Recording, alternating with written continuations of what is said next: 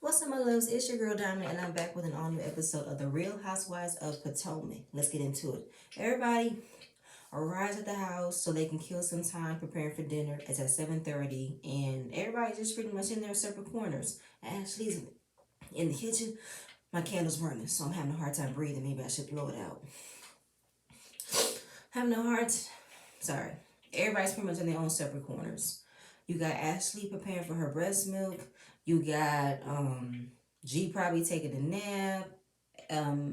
Wendy and Eddie are getting ready. But then you get Robin and Giselle still complaining about what would have been like had they stayed at the house. The whole thing about not having a bathroom. Let me break out this wall and get to another room. It's just like really annoying at this point. Can you guys shut up? Y'all took the very tacky route of getting another place for another day and a half of this trip because your foot, her period, I'm done talking about it. It's really not that serious. If that was the case, y'all asses should have stayed home, but y'all didn't. Y'all needed a check, so here we are. So the crab boil is looking amazing. They got the tiki torches out. The caterer comes in to explain how everything goes. Y'all, I'm having a hard time breathing. I should blow this out. Hold on, y'all. I swear, ever since I had my kids, certain smells gives me a hard time to breathe. I'm sorry. My 3-wick candle. Anyway, so the crab boil is getting set up. It is a very gorgeous, fancy crab boil. I mean, they had these napkin cloth rings that was shaped like a crab close together. I'm like, where you get these cloth rings at? These are so cute. These are so fancy. The whole setup was gorgeous. Everything was so plated on nice and neat. And everybody was like, Wendy, this is the fanciest crab boil we've ever been to. Where is the newspaper? Where is the bibs?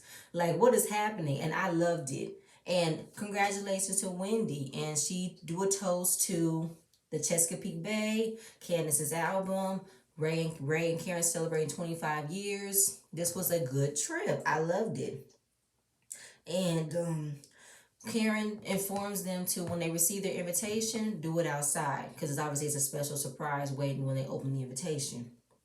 So Candace asked Wendy, has she talked to her mom? How are the kids? She said, yes, they're good. They're happy. They love being around grandma. That's good. Ashley asked Eddie, has he talked to his mom? Because last season when they was at Monique's lake house, we was informed that Wendy and Eddie are not in a good space with Eddie's parents. They did not show up for the wedding. They have not seen their grandchildren, all due to the fact of Eddie's family believed that he married less. He did not marry of a higher standard, of a prestige Nigerian family. He married, pretty much the bottom, the peasant.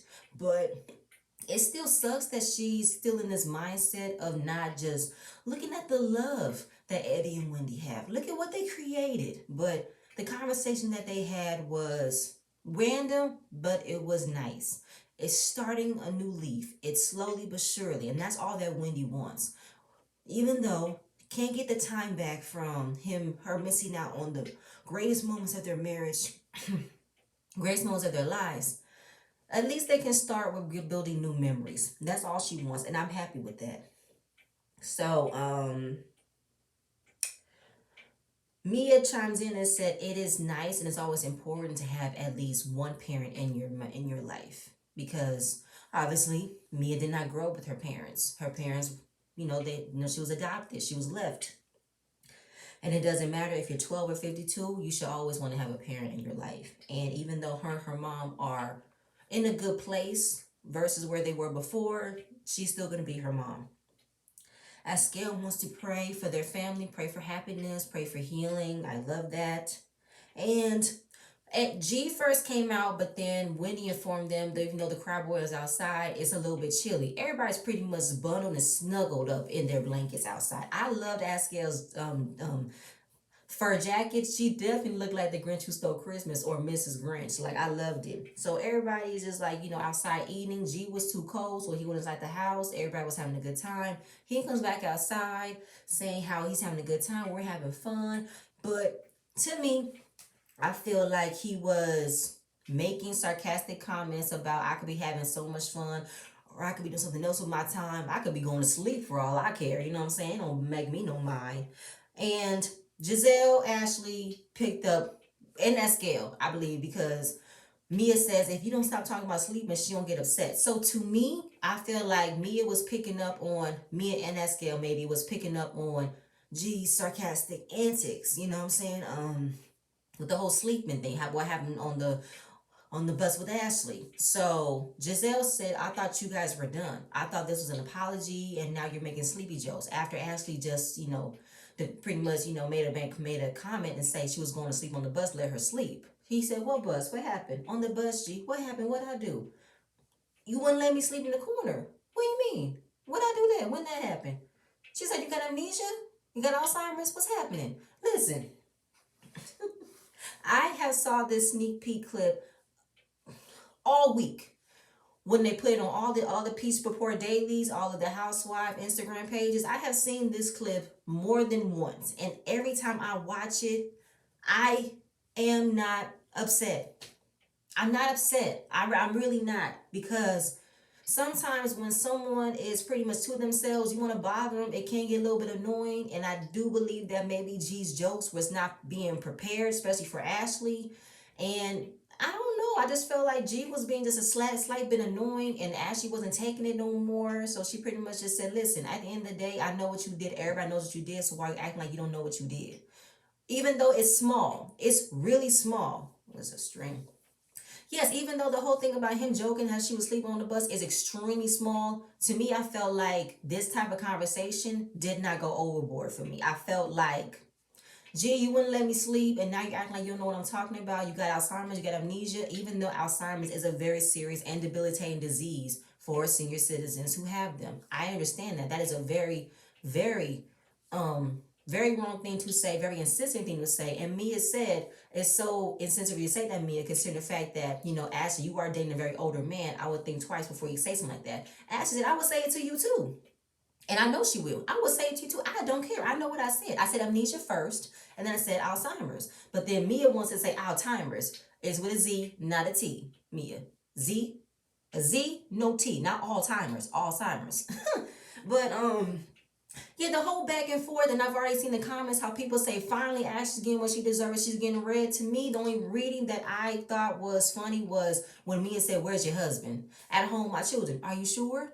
If y'all remember from Basketball Wives, that was OG saying to Christian, and it is, where is he, Ashley? Even though Michael has been absent the entire season, we're very happy with that. He hasn't been interacting with anybody. Good. But obviously, we had that same notion last season when he was cheating on you when you were postpartum with baby Dean. So that was the read for me. But everything else, I did not find nothing wrong with Ashley saying you got Alzheimer's, what's going on. At the end of the day, G tried to give a bullshit as apology by saying, listen, Ashley, if I made you feel some type of way, I'm sorry, but I'm not sorry for what I said. Then don't give me the apology. She said, I can accept it, but you don't have to act that. Just say you're sorry. If that's the case, I don't need your apology and I don't want it. Moving on. So they moved on from that. And Mia goes inside. Wait, this before or after? Wait. While that's having the conversation, Candace is obviously enjoying how someone is coming at Ashley, because that's all she wants, is someone to come at Ashley. But she says Ashley thinks she can puff up her chest, say whatever she wants to say to people. Everybody's supposed to sit back. Mia is too big to let that slide. At Candace, while what you're saying is true, but at the same point in time, yes, sit there and eat your potatoes and corn, because I don't know. And as I'm talking about this, the length that I'm talking about this, it wasn't that big of a deal. It wasn't that serious. But sometimes some folks don't take jokes like that. Sometimes it gets a little bit annoying. So you can't say how someone should feel. You can't say how she shouldn't do that. This isn't a big deal. Why didn't she let this with her husband? It don't matter. It don't matter. Because everybody has different personalities, different triggers, different ways of saying yes to a joke, saying no to a joke. Listen, I'm one of them. You know what I'm saying? Sometimes some jokes are funny, sometimes some jokes are not. But for me, I'm in a weird state right now, believing that this type of situation, to me, Ashley wasn't wrong for saying what she said, but at the same point in time, that Alzheimer's comment was a little bit too much. But hey, I'm pretty sure we're going to hear about the reunion. I'm pretty sure she's going to say something else that's going to say sorry, or I don't care, I meant what I say. Either way, moving on. As that's happening, Eddie and Wendy are trying to help Karen get inside this cake, because it was a quick scene that Ray wanted a woman to pop out of a cake, like a bachelorette thing. So she said, oh, I'll be the one that comes out the cake. Everybody was like, let's hope Karen's not naked. And she wasn't. We can see her feet coming out of the cake. So they said, surprise, I'm your lady in the cake, babe, which was cute. Then everybody go inside the house because it is too fucking cold for us to still be outside eating. Mia and Gordon are talking. Listen, I don't need you to defend me, babe. Oh, no, I wasn't. I was defending for people who had the Alzheimer's. I was defending all the people in the world who had Alzheimer's. That's a very serious disease. You shouldn't say shit like that. I don't like that. Askell was like, I'm going to look up Alzheimer's with a T. Oh, my God. So glad that's over. 2 days later, everybody is receiving invitations for Karen's vow renewal. And they said to open it outside. So, yeah. Yeah, what is that? Yeah. Am I going too fast? I'm just remembering everything because there's really wasn't much in this episode. Oh, right. Before they open the invitation, it's a quick scene at the end of it where Robin and Giselle still complaining about how Wendy was a terrible hostess. She did not accommodate everybody, but I'm happy you made me come. Shut the fuck up, Robin. See now you flip flopping in your own, conviction. First you saying you're not trying to blame the whole thing on Wendy about how things were planned, but yet you are still blaming her about how things have planned and don't want to have a conversation. Robin, I'm done with this trying to make Wendy out to be this bad guy because she's really not. And as far as Wendy's overall scoring on her first trip, Wendy's attitude is a 10 for me. The unbotheredness that she had for you two hoes, 10s across the board. The trip obviously was a gorgeous place and she had some things planned, she had some things done, and I feel like Wendy definitely did a good job of trying to keep the peace on everything. So kudos to you, Wendy, on your first trip versus then these two bum burs who can never make a good trip happen. Moving on. Yes, so the whole invitation. Then G and Mia are at their house and they're having a conversation about when they came home, they wanted to have a staycation because their anniversary was right around the corner after the Chesapeake Bay. So,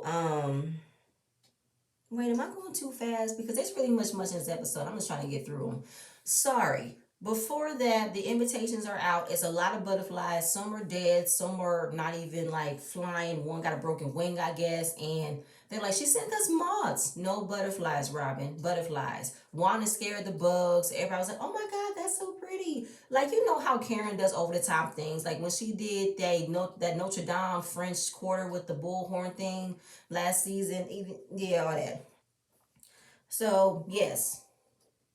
So after that, G and Mia were talking about how it was after having her mom watch the children. So the staycation, they wanted to have pretty much like, a dinner out, maybe dancing and stuff like that. But her phone kept buzzing after, they were leaving. And G was like, why is she still bothering you? Because they couldn't enjoy their vacation or couldn't enjoy their anniversary without her mother calling.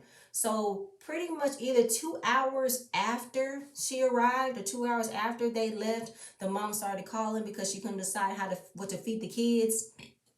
And G answered the phone and say, why are you bothering her? And that's what she said. She'll know what to feed the kids. And then they got into an argument and she ends the conversation by saying, these are your kids, and hangs up. Boop. But when they finally came home after that argument, there was even more of an argument between G and her mother. G wasn't taking it. He was just accepting it because they don't argue like that in front of the children. But at some point in that conversation, G was saying, don't disrespect me like that. I'm not one of your kids or something like that. And she gets set and leave. So, at the end of it, she did not want her kids to experience that type of abandonment issue with their mother getting upset and leaving, because that's what her mother does. When she gets overwhelmed, she gets upset, she leaves. But her kids experience that and they say, what's wrong with grandma? I believe that maybe you guys put too much on your mother to begin with, because you did ask her to watch the children for a couple of days for this couple's trip, right?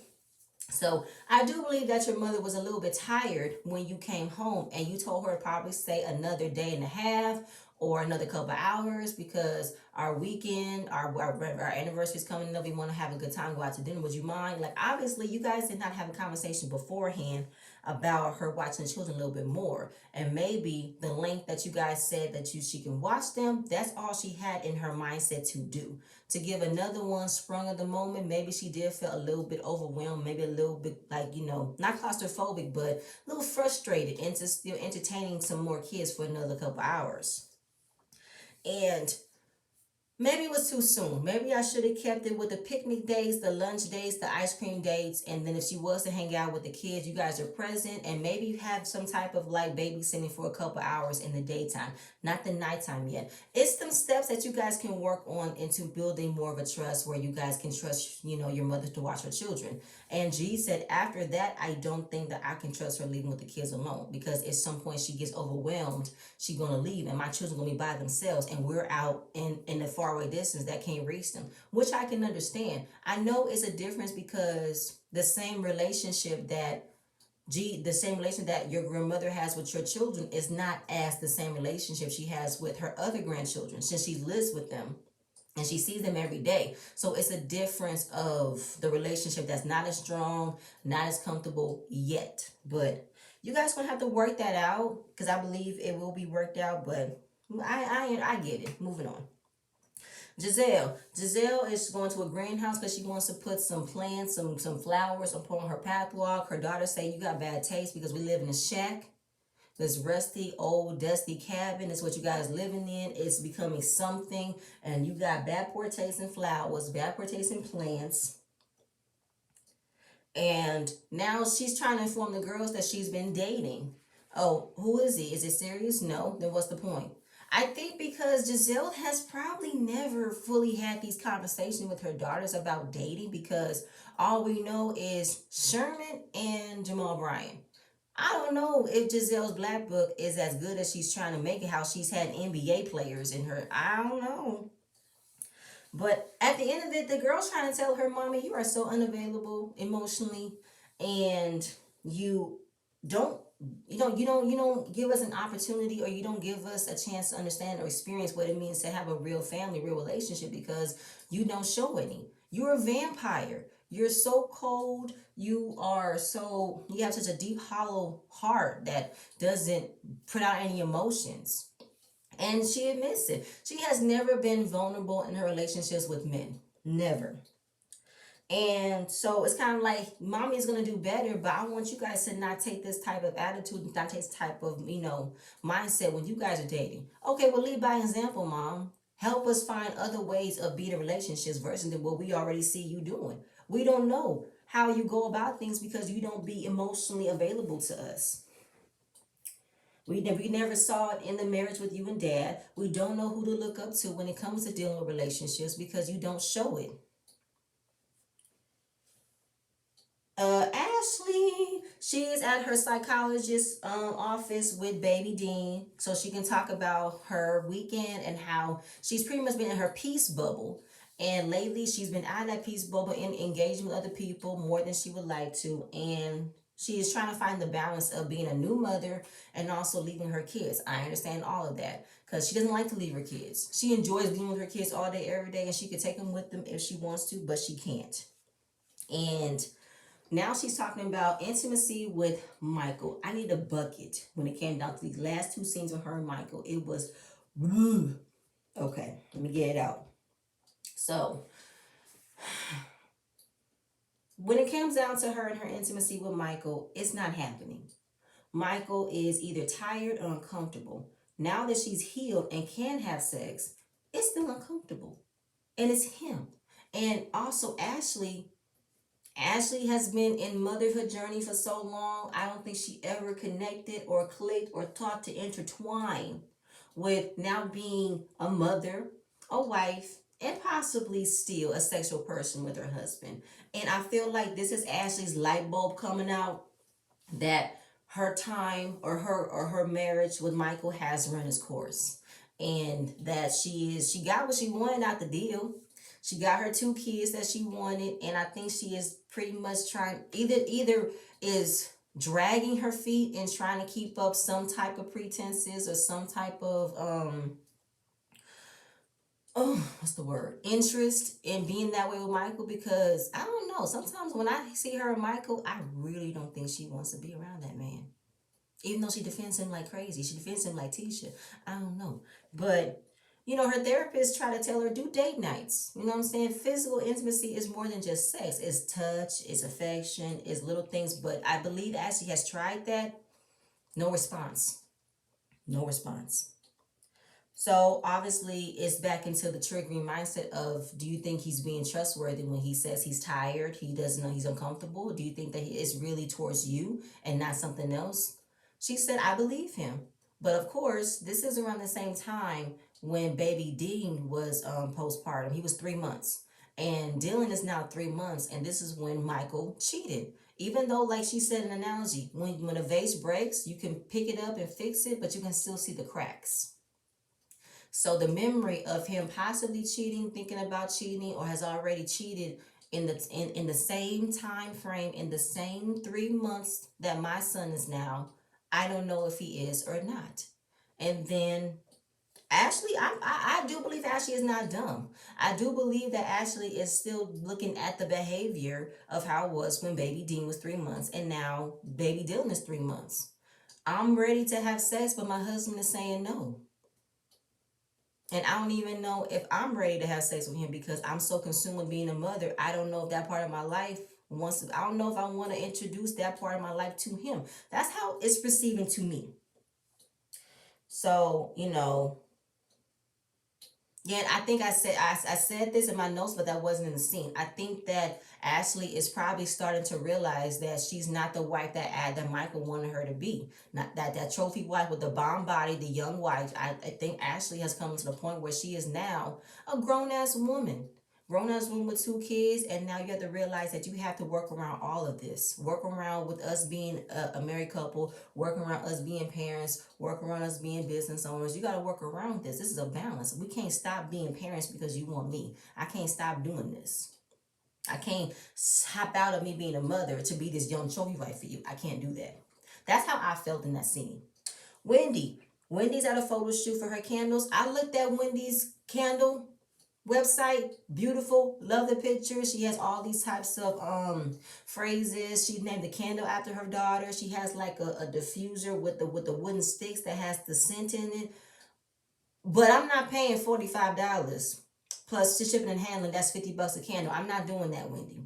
I'm happy you sold out. I'm happy that you are restocking. I'm super happy that your business is a success. Super happy. I'm not paying $45. I'm not paying $50 for a candle. No sorry, Bob. Not doing that.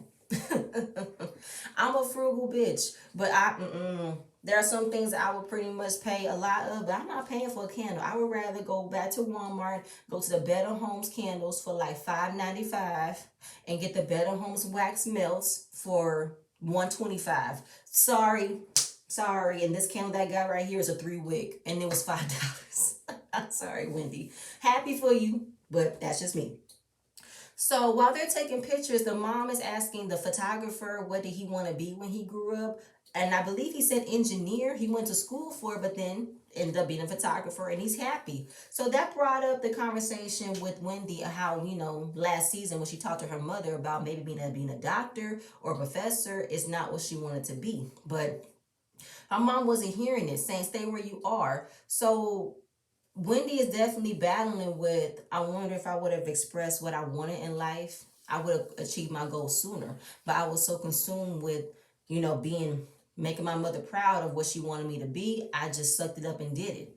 And now Wendy has something going on for herself that she's super happy and super passionate about. And I feel like she's not getting the support from her mother because it's not what her mother wanted her to be.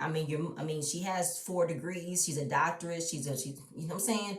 She's at Johns Hopkins. So I feel like, why can't Wendy still pursue the dream that she wants, even though all she did was make sure you was happy? You still don't want Wendy to be happy? So they're going back and forth with how the process it took for Wendy to get to where she was at, meaning that she had a pretty much banged up childhood. Her childhood was great, it was awesome, and that led to her being where she was. No. Just because I was able to be a doctor like you wanted me to be, doesn't mean that my childhood was good too. But her mother said, don't lie to me, you lying. You lying.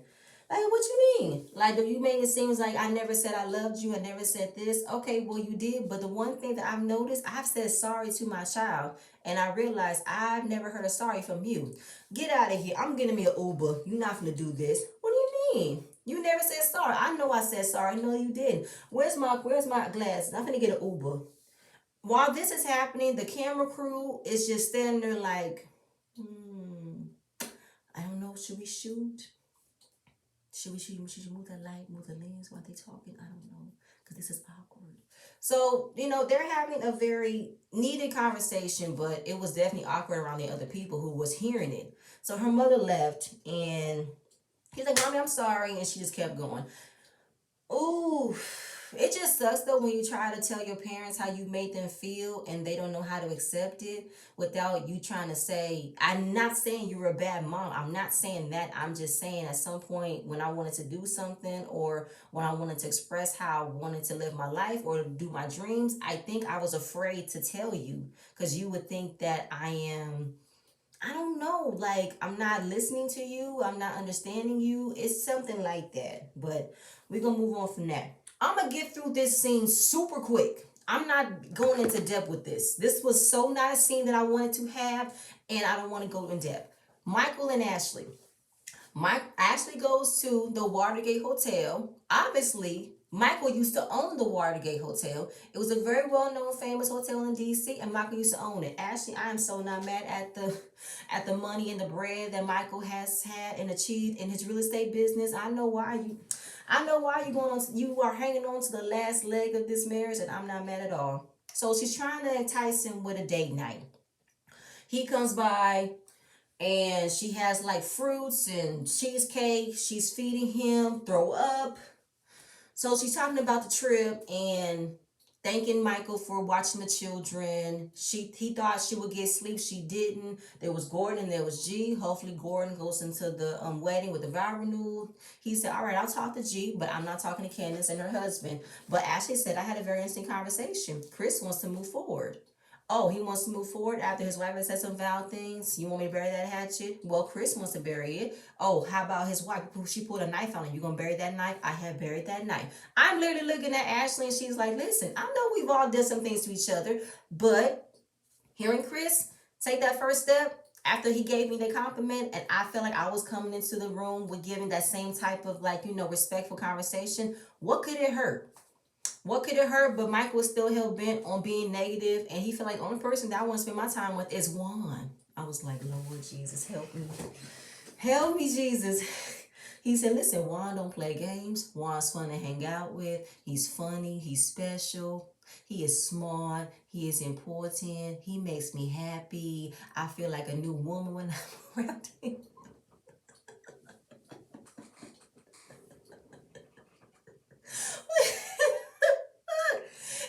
Going on and on about his love letter, his ode to Juan. And Ashley is looking like, I'm not here in my leopard freakum dress. I'm feeding you cheesecake and you talking about Juan in front of me. Let's end this conversation. You know what? Shut up. Here's this blindfold. Shut up. And it was asking the confessional, does Juan and Michael have a bromance? She was like, they have a natural friendship. And then it just segues to a whole montage of all the things that have happened between Michael and Juan. And they literally did this sappy romantic music. I'm like, get out my face, Bravo. Good night. Good night, good night, good night. I'm done. I'm moving on. I'm done. Okay, so after that, she tries to do a little leg, on him and then takes him to the room. But before they could even get into it, he's talking about the buttons on the toilet. And she said, okay, I'll be here when you're ready. What the fuck is happening? Good night. Good night. Good night. Good night. I'm done. Good night. Michael, go away from me with this. Okay. Giselle. Ends it with Giselle. She's at the therapist's office and she's hearing the truth about herself. She has walls up. She gets tough in her relationships. She doesn't be vulnerable. And her daughters have no examples of what it means to be in a real relationship because she does not express herself. And Giselle's taking it in, but I don't know if she's going to take the steps into fixing that because her therapist said, listen, your daughters wants to find out at some point what is love and you don't show it to them. How are they going to find out? You have had bad examples in bad relationships. First, it was you trying to reconnect with your ex-husband. Why did you reconnect with your ex-husband? Giselle said she wanted to take a leap and get the family back together. What sense does that make? If you have expressed on how Jamal have made you and your daughters feel, how could you ignore that and try to get them back together? No. And she doesn't know. And how she has been pretty much like a stone, like a brick wall. Like she is so like monotone. Like when she talks about Sherman, it's a wrap. No emotions, no feelings, no expressions. Jamal, we don't see each other. Nothing. So I just feel like how the heck you gonna try to show your three daughters what it means to be in a steady relationship if you don't show them how to be in one or show them how you love them? Because they feel like they can't talk to you because you are emotionally unavailable. Do you not have feelings, Giselle? Are you a vampire? Do you have a hollow heart, a hollow hole? What is happening? I want to understand that. So the doctor, not the doctor, therapist is looking in Giselle's eyes, and I could tell she was starting to swell. She was starting to cry, but she just like blinked and got back into her mode. He said, listen, let your vulnerability out because that's where the real beauty is going to come out. She's like, I got a lot of work to do because I don't want my daughters to take this mindset into any relationships with me or with anyone else. Because how is it that your daughters are going to want to have to talk, have really in depth and deep conversations with you, and you're not going to show any emotions that's pretty much giving them the safe place to talk to you about, whether it be school, relationships, or even them, like talking about themselves. How are you going to be openly available to them if you have no emotions to show? Okay. Yep, I got all that. Yep, I got all that. That's it. That's all. Next episode next week is gonna be the season finale. I'm gonna try to figure out how to get all of the reunion looks on the page so I can give my full reasoning behind, rate from 1 to 10, or like best, middle, least, something like that. But please stay tuned for my next video, y'all, and I'm gonna see you guys later. Bye.